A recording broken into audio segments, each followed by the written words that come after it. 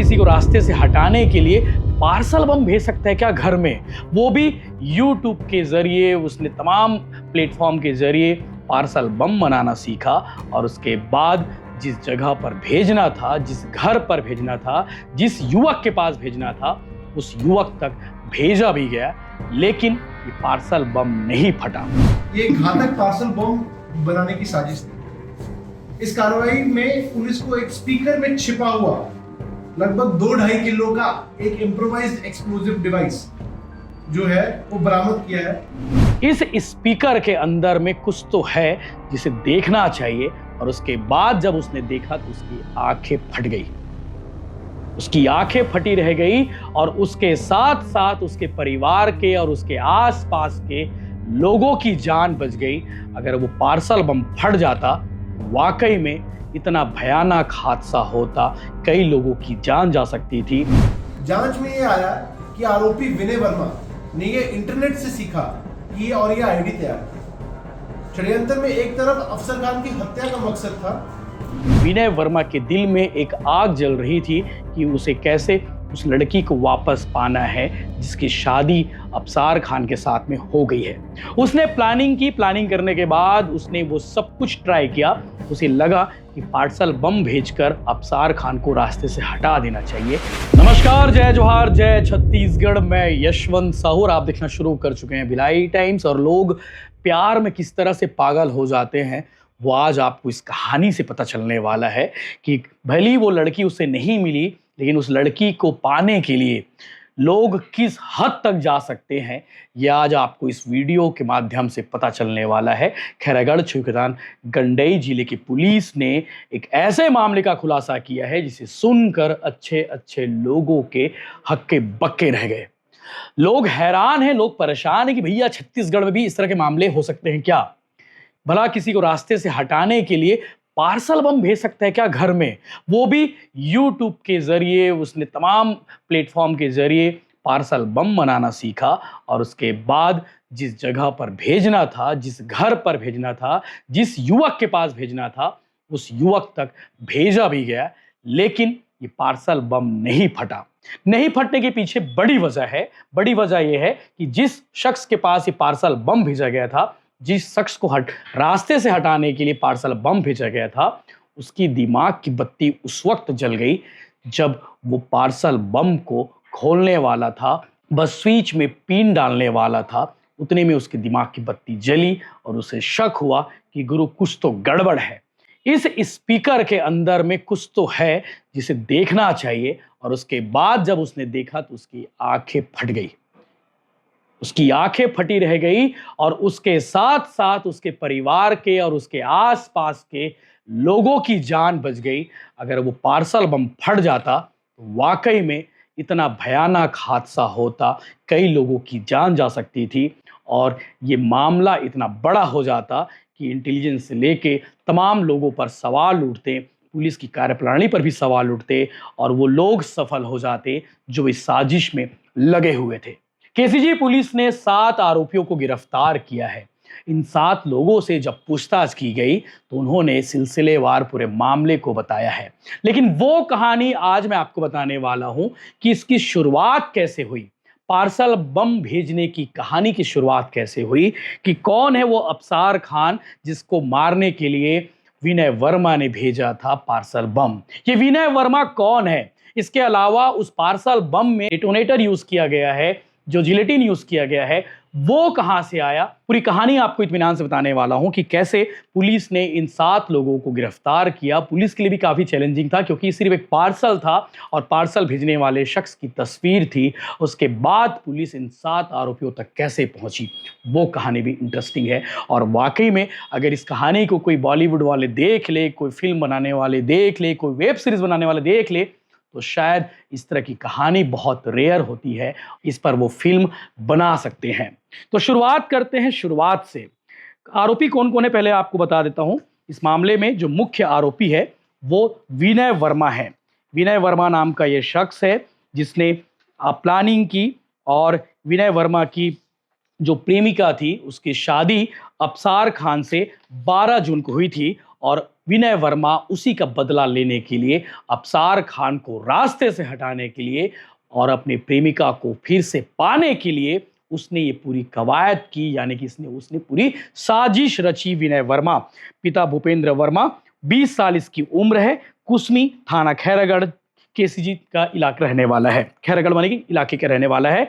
और अबसार खान ये मानपुर गंडई के पास, नर्मदा चौक के पास मानपुर गांव है, अबसार भाई वहीं के रहने वाले हैं। और 12 जून को इसकी शादी कुकुरमुड़ा बाजार अतरिया की रहने वाली एक लड़की के साथ में हुई थी। शादी के बाद सब कुछ ठीक ठाक चल रहा था, शादी के बाद सब कुछ कुशल मंगल था, लेकिन विनय वर्मा के दिल में एक आग जल रही थी कि उसे कैसे उस लड़की को वापस पाना है जिसकी शादी अबसार खान के साथ में हो गई है।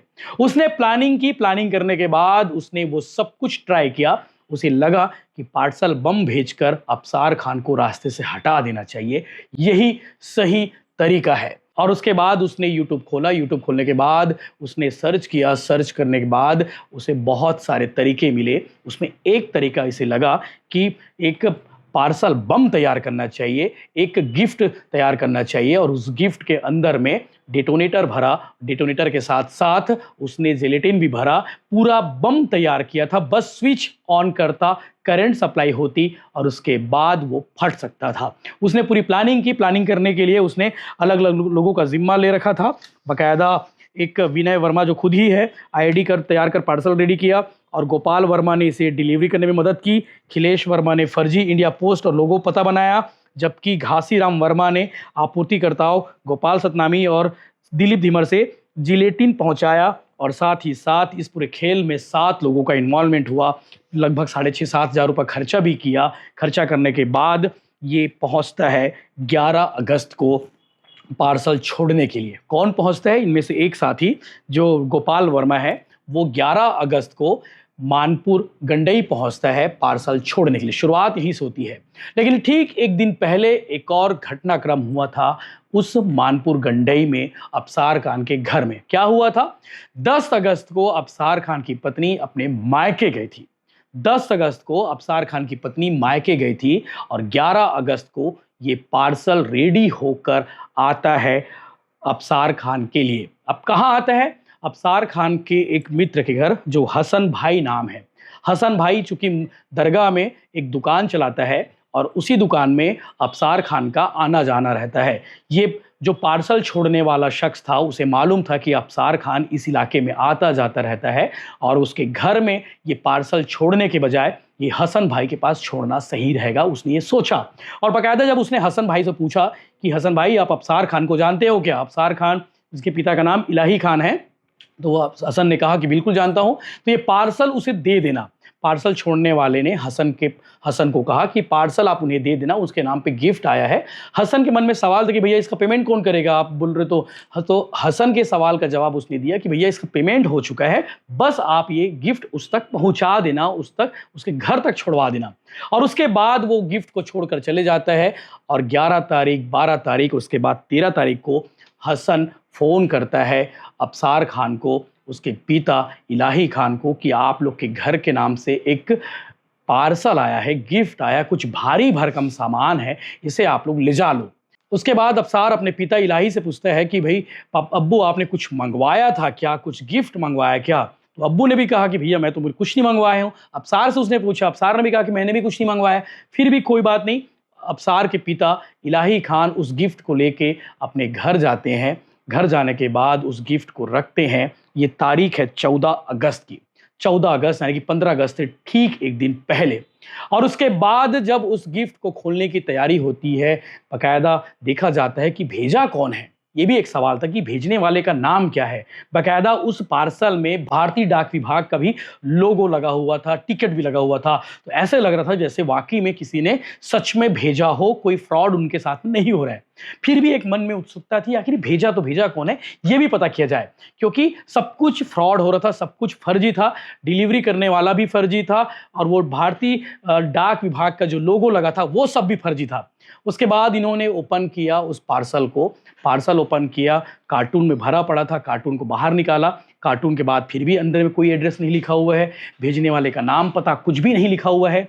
इनके मन की उत्सुकता और बढ़ गई कि आखिर ये कैसे हो सकता है, इतना बड़ा पार्सल किसने भेजा है, लेकिन नाम पता कुछ नहीं, हमने तो मंगवाया भी नहीं। फिर उन्होंने उसके बाद उस स्पीकर के ऊपर में जो रैपिंग हुई थी उसको भी ओपन किया। स्पीकर को ओपन करने के बाद उन्हें थोड़ा-सा डाउट हुआ। सबसे पहला डाउट ये हुआ कि ये स्पीकर इतना बड़ा है, लेकिन स्पीकर अमूमन जो उसकी जो वज़न होती है उतनी वो होती नहीं है। तो इसका इतना वज़न कैसे है? क्योंकि उस स्पीकर के अंदर में 60 जिलेटिन रखे हुए थे डेटोनेटर के साथ में, यानी कि काफ़ी भारी भरकम था। स्क्रीन पर आप देख पा रहे हो क्या कुछ उन्होंने रैपिंग करके रखा हुआ था। उसके बाद इन्होंने स्पीकर का जैसे ही पावर बटन को देखा, पावर बटन टूटा हुआ था। दूसरा डाउट यहीं पे हुआ कि पावर बटन टूटा हुआ कैसे है? अब उसके बाद इनके मन में सवाल हुए कि गुरु ये कुछ गड़बड़ लग रहा है। तो उसके बाद अफसार के पिता इलाही ने कहा कि अंदर खोल के देखो, अंदर में कुछ लिखा होगा, अंदर में कुछ होगा। तो उसके बाद इन्होंने पाना पिंचिस मंगवाया। पाना पिंचिस मंगवा कर स्पीकर को जब ओपन किया, खोल कर देखे, इनकी आंखें फटी की फटी रह गई कि भैया अंदर में तो बम पड़ा हुआ है। इन्होंने तत्काल गंडई पुलिस को सूचना दी। गंडई पुलिस की टीम पहुंची और उससे पहले तक भीड़ मजमा लग चुका था, भीड़ इकट्ठा हो चुकी थी। पुलिस की टीम पहुंची क्योंकि पुलिस के पास बहुत ये इनपुट इतना गंभीर था, संवेदनशील था, क्योंकि ठीक अगले दिन 15 अगस्त और 14 अगस्त को इन्होंने उसे ओपन किया। बम स्क्वाड की टीम मौके पर पहुंची। बम स्क्वाड की टीम ने उसे डिफ्यूज़ किया, जो पहले से वायरिंग के साथ में था, बस स्विच लगाना रह गया था। करंट सप्लाई होती और करंट सप्लाई होते ही ये फट सकता था, फट जाता। पूरी तैयारी करके पार्सल बम बनाने वाले ने भेजा था। अब पुलिस की टीम इन्वॉल्व होती है, पुलिस पूछताछ करती है, पुलिस सब एंगल से देखती है इस मामले को। और सबसे पहले हसन की दुकान पुलिस जाती है और हसन की दुकान में वो शख्स कौन था जिसने पार्सल भेजा था, जो पार्सल लेकर आया था, डिलीवरी बॉय बनकर आया था, उसकी खोजबीन की जाती है। और गोपाल वर्मा जब सबसे पहले पुलिस उस तक पहुंचती है और उसके बाद गोपाल वर्मा के थ्रू पुलिस विनय तक पहुंचती है, फिर खिलेश, फिर घासीराम, फिर गोपाल, फिर धीमर, इन सभी तक पहुंचती है। और उसके बाद एक ऐसी कहानी सामने आती है जिसे सुनकर पुलिस भी हक्के बक्के रह जाती है और विनय से पूछताछ की जाती है। फिर विनय बताता है कि जिससे वो प्यार करता था उसकी शादी अफसार खान से हो गई थी और अफसार खान को रास्ते से हटाकर फिर से उस लड़की को पाने की उसी चाहत थी। और इसीलिए उसने यूट्यूब के ज़रिए, तमाम प्लेटफॉर्म के ज़रिए एक ऐसा पार्सल बम तैयार किया जिसके कारण जो है, जिसकी मदद से वो अफसार खान को रास्ते से हटाता और उसके बाद उसकी पत्नी उसकी फिर से हो सकती थी। पुलिस इस मामले की जांच में जुटी रही और जुटने के बाद पुलिस ने इस पूरे मामले का खुलासा किया। केसी जिले के आईपीएस लक्ष्य शर्मा ने इस पूरे मामले को लेकर उन्होंने ब्रीफ किया है, आप आगे उन्हें भी सुनेंगे। लेकिन वाकई में इस तरह की कहानी बहुत रेयर होती है और जब भी होती है बड़े खतरनाक टाइप के मामला सामने आता है। और आपको बता दूं कि एक ऐसा ही मामला खैरागढ़ जिले में ही सामने आया था, 2-3 साल पहले की बात है।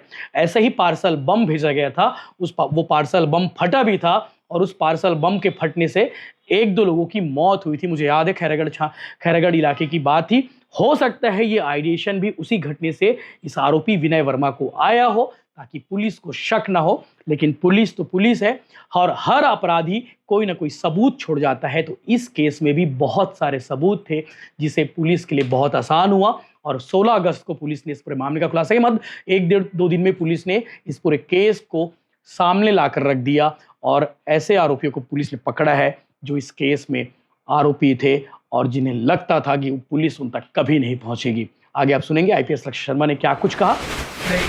मैं गंडई थाने में एक घटना थी, एफआईआर था, एफआईआर क्रमांक 277/2025। वो एक पार्सल बॉम्ब का केस था। ये बड़ी सफलता है हमारे इस केस में। ये घातक पार्सल बॉम्ब बनाने की साजिश थी। इस कार्रवाई में पुलिस को एक स्पीकर में छिपा हुआ लगभग 2-2.5 किलो का एक इम्प्रोवाइज्ड एक्सप्लोजिव डिवाइस जो है वो बरामद किया है। इसमें 7 आरोपियों को गिरफ्तार किया है। आईडी जो है स्पीकर, ये गिफ्ट रैप करके विक्टिम को दिया गया था। उसपे एक इंडिया पोस्ट की सील भी फोर्ज थी, ये स्टैम्प आप देख सकते हैं। इस करके इसको विक्टिम के घर पे डिलीवर करवाया गया था। ये पार्सल जो है मानपुर नर्मदा, जो थाना गंडई में पड़ता है, उसके निवासी अफसर खान के नाम से आया था। उसके प्राप्तकर्ता ने जो पार्सल है उसको संदिग्ध माना और मानते हुए पुलिस को तुरंत सूचना दी। पुलिस ने सतर्कता दिखाते हुए पार्सल को सुरक्षित किया और बॉम्ब स्क्वाड से मदद से जो कार्रवाई थी वो सारी की है। उन्होंने जाके ये आईडी घर पे उधर दुकान पे डिलीवर की। ये आईडी अगर प्लग इन कर दी जाती तो ये बहुत बड़ा धमाका करती और काफी लोगों की जान चली जाती। घासीराम वर्मा, पिता लक्ष्मण लाल वर्मा, उम्र 46 वर्ष, निवासी केसला थाना खैरागढ़। ये जो है घासीराम वर्मा जो है ये हमारा ये जो एक्सप्लोजिव्स को साइफन ऑफ करने का नेटवर्क है ये उसमें है। दिलीप धीमर जो है ये आपकी जो ब्लास्टर है, ये आईडी को ब्लास्ट करने का काम करता है और यही ये सारा खदानों से चोरी करके ब्लैक में बेचता है। गोपाल खैरवार उर्फ गोपाल सतनामी, ये जो है ये भी ये जो एक्सप्लोजिव्स हैं इनको बाहर ब्लैक में बेचता है, उसको खदानों से साइफन ऑफ करता है। खिलेश वर्मा, पिता प्रहलाद वर्मा, उम्र 19 वर्ष, उसने ये फर्जी एड्रेस जो कार्ड था वो बनाया है। जैसे ही स्पीकर को प्लग इन किया जाता है करंट डिटोनेटर तक पहुंच के विस्फोट कर देता है। जेलेटिन स्टिक्स जो है इसकी प्राइमरी एक्सप्लोजिव है और डिटोनेटर स्पीकर वायरिंग से जोड़ा गया है और स्पीकर के बाहर जो है जो स्पीकर का कवर है वो इसके फ्रेगमेंटेशन का काम करेगा। जांच में ये आया कि आरोपी विनय वर्मा ने ये इंटरनेट से सीखा कि और ये आईडी तैयार है। षड्यंत्र में एक तरफ अफसर खान की हत्या का मकसद था और दूसरी तरफ जो ये पत्थर खदान से अवैध रूप से जो साइफन करते हैं एक्सप्लोजिव्स, ये दोनों केस जो है हमने इसी एफआईआर में इन्वेस्टिगेट किए। तो दो अलग अलग जो केस जो क्रिमिनल ऑफेंसेस है वो अट्रैक्ट करते हैं इन द सिंगल एफआईआर। इसमें गिरफ्तार आरोपियों के नाम जो है वो है विनय वर्मा, पिता गुकेंद्र वर्मा, उम्र 20 वर्ष, निवासी कुर्मी थाना श्रीकुदा। ये जो था इसने ये आईडी फैब्रिकेट की।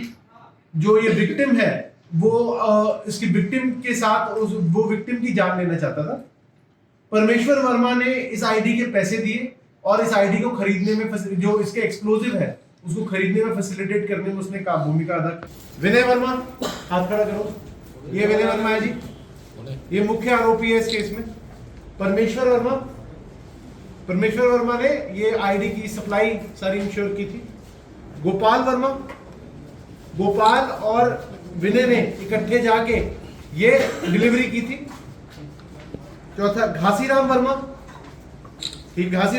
आपको रोल आपको आईडी की सप्लाई में था। दिलीप धीमर ये ब्लास्टर है, ये सारा साइफनिंग वाला काम करते हैं। गोपाल खैरवार भी यहाँ पे सारा साइफनिंग का काम करते हैं, जो आईडी जो ये बारूद वगैरह को साइफन ऑफ करने का काम करते हैं। और खिलेश ने ये बनाया था ये झूठा ये ऐसे वाला, जिससे ये इंडिया पोस्ट का ओरिजिनल आर्टिकल लगा। खैरागढ़ पुलिस ने एक पर्टिकुलर केस में एक पार्सल बॉम्ब केस था, इसको हमने क्रैक किया है। Parcel bomb Manpur village Narmada Gandai थाना क्षेत्र में अफसर खान नाम के एक आदमी को दिया गया था। ये गिफ्ट ट्रैप था जिसपे एक फेक इंडिया पोस्ट का लोगो भी था और उसका एड्रेस दिया हुआ था, ये दिखाने के लिए ये पार्सल असली है, मतलब जेन्युइन ऑथेंटिक पोस्ट से आया है। जब हमने अपनी इन्वेस्टिगेशन की और इंटेलिजेंस लगाई, बहुत टेक्निकल इन ह्यूमन इंटेलिजेंस, उससे पता चला कि ये जो पार्सल है ये एक विनय वर्मा नाम के एक व्यक्ति ने भेजा था और वो खुद लेके आया था पार्सल अपने दोस्त गोपाल वर्मा के साथ। तो इस केस को क्रैक करते हुए हमने सारे आरोपियों को गिरफ्तार कर लिया। इस केस में 2 कॉन्स्पिरेसीज हैं। एक कॉन्स्पिरेसी टू मर्डर है, वो अलग है इस केस में। एक कॉन्स्पिरेसी टू सप्लाई एक जो केस है कॉन्स्पिरेसी का एक्सप्लोजिव सप्लाई का है, वो अलग है। दोनों के खिलाफ एफआईआर कॉमन है बट चार्जेस में हम अलग अलग फ्रेम करेंगे। एक पर्टिकुलर अक्यूज को हमने फोर्जरी के लिए भी हम बुक करेंगे, जिसने ये फोर्ज्ड इंडिया पोस्ट का डॉक्यूमेंट बनाया है। इस पर्टिकुलर केस में जितने आरोपी हुए हैं एंड टू एंड गिरफ्तार हो गए। जो एक्सप्लोजिव यूज हुआ है वो जेलेटिन है। ये आईडी जो है ये स्पीकर के अंदर कंसील्ड था। स्पीकर में प्लग अगर आप उसको करते तो ये आईडी फट जाता और काफी साथ के घरों को अपनी चपेट में ले लेता और काफी जान माल का नुकसान करता। इस पर्टिकुलर आईडी में एक डिटोनेटर जो स्पीकर की वायरिंग के साथ ही फ्यूज्ड है और वो सारा उसने अच्छे से एक फैब्रिकेट करके घर पे भेजा था। उसके बाद जो ये जेलेटिन था उसको सोर्स करने की चेन में हमने काफी सारे आरोपियों को गिरफ्तार किया है। उन सबको हमने माननीय न्यायालय में पेश कर दिया है।